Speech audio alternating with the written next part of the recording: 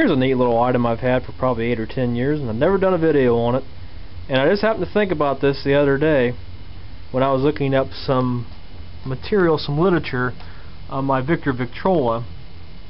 And what this is a portable crank style record player from the early 20s. This one kind of differs from Victrola's models a little bit, being it doesn't open up from the end. This lid opens right here.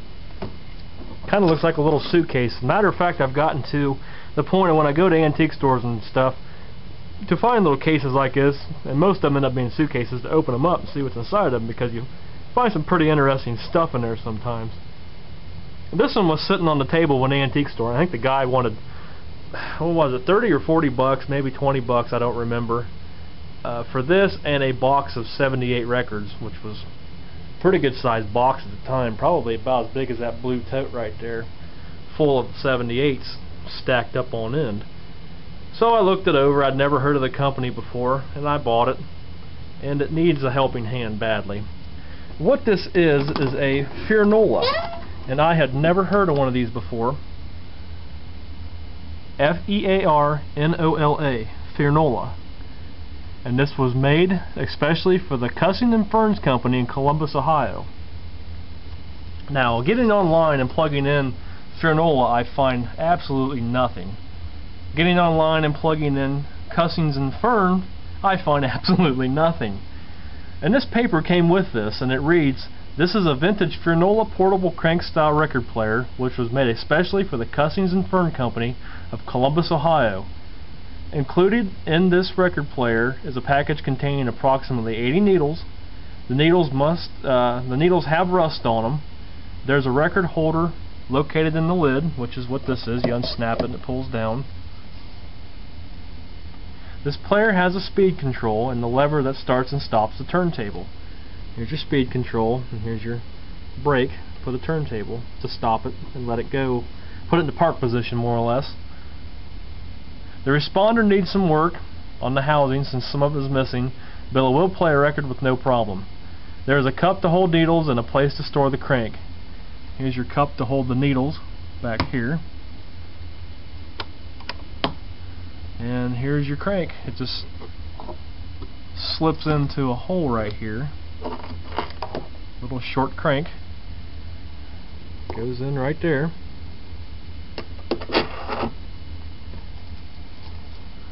Forgot this had a record in here. I hadn't had this open for a while. This machine works and just needs some TLC to make it look great. Well, it needs a little bit more TLC. I mean, it's not in horrible shape. It obviously was someplace that was damp for a while. All the faux, what's supposed to look like leather or vinyl coverings coming off the case. Worse in spots than others. I've never had the mechanics opened up in this machine to see what it looks like on the bottom versus a Victor machine. Here's our reproducer arm. This goes down to underneath of here to your quote-unquote speaker. This just goes down and goes back into this amplifier chamber. And here's the reproducer itself. Not nothing real fancy, but it's made out of the dreaded pop metal. You can see what's happened to it. I was thinking about taking this to work and using some of their core putty and building a side back on that and seeing if I could cast a new aluminum section for that. But the way they got this made, it's all riveted together. I don't know if that'd be possible to separate that to get this back part off, to see if you could possibly make a new back for that. But the mechanism does play. It turns. It doesn't turn very well. It'll run till you put the needle on there, and then it stalls usually. So let me set the camera down just for the hell of it today. Let's pull this apart if it'll come apart and see what it looks like. So here it is out of the case. Nothing fancy.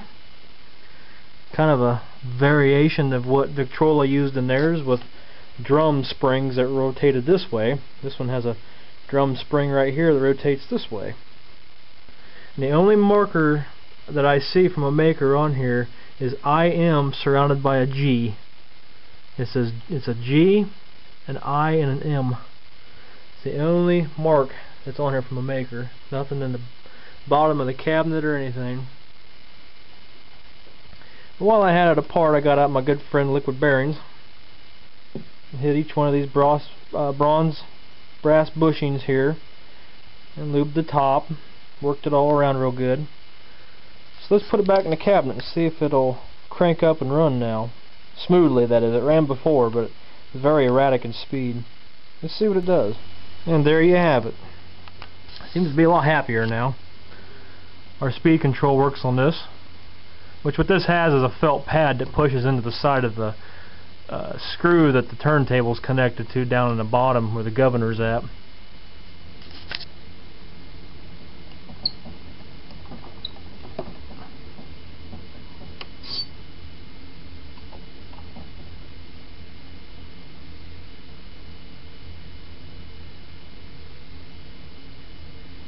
Looking good.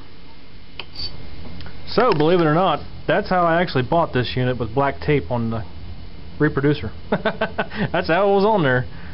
Now, the spring in this is pretty weak. It won't play very well. I have to hold it and guide it.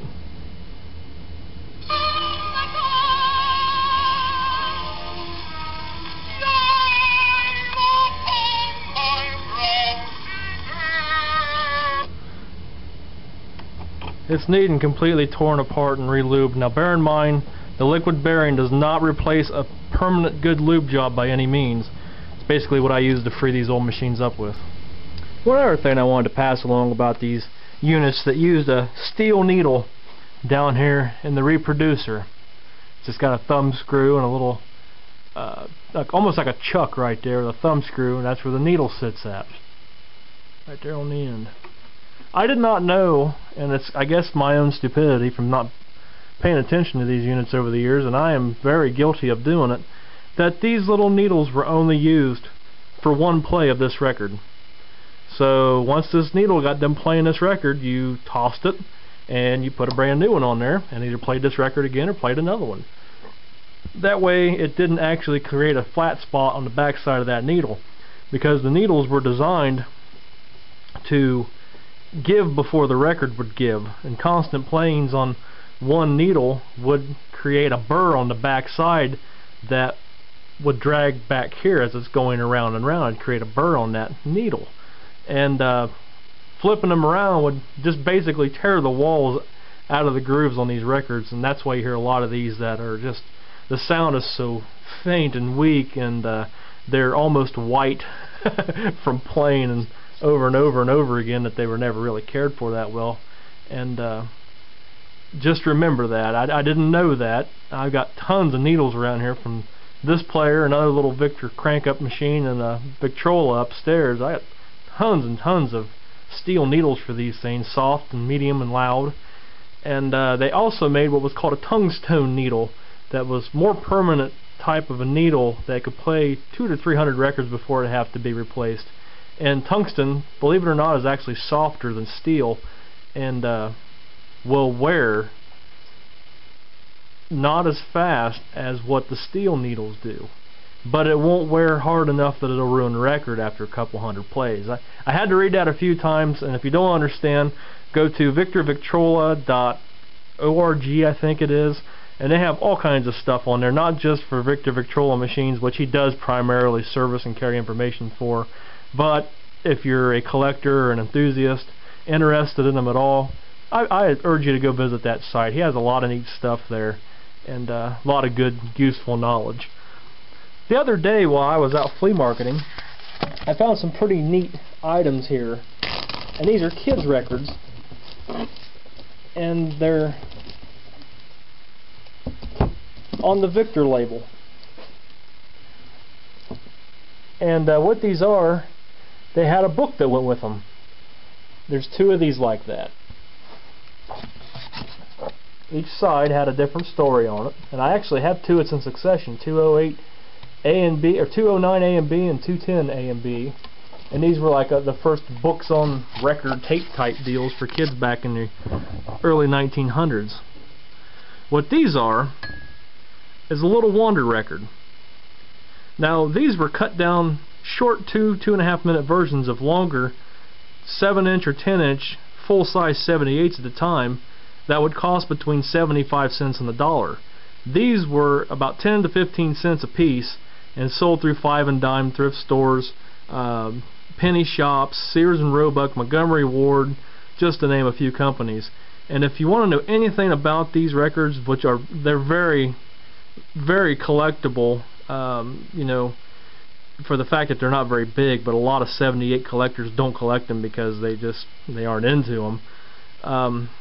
There's a lady online through littlewonderrecords.com, I think it is, and she has the history of all these little records, and they're listed on there in category per the number stamped on the record right here, which this is number 15. This would have been from like 1914 or 15, and the later one I have, which is a number 230, would have been from around 1917. But there was 4 of these here in a bag for $3. I'd seen them 2 weeks ago and I passed them, and I come back this week and I thought, yeah, they're kind of neat, I'll pick them up. They're only one-sided versus the Victor records are double-sided. These are only one-sided. Very neat little piece of history. Let's see if we can get this thing to play again. I won't be able to hold both hands and do it, but we'll crank her up here and just let her run till the camera runs out of time on the memory card. See what we can do. It might sound awful, might sound good, who knows.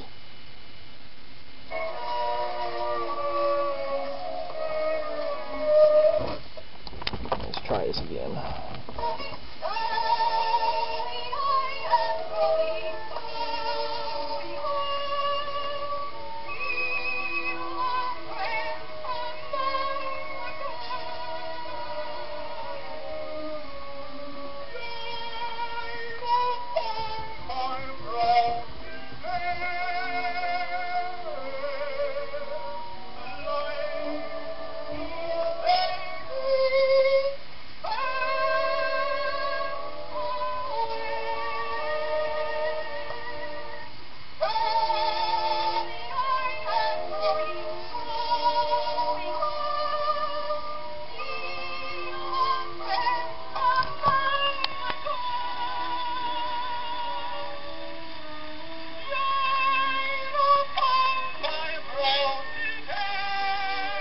Well, you get the idea. Springs are weak in this machine, but it does work a little bit. So I hope you all enjoyed this look at a Fearnola from probably the 1920s, 1922, 1925, somewhere in there. Anybody has any information on this unit, I'd be more than happy to exchange messages with you. I'd like to know a little bit more about what this was, or what it is, which is based on what I have now, which is nothing. So appreciate you all watching, and more to come later.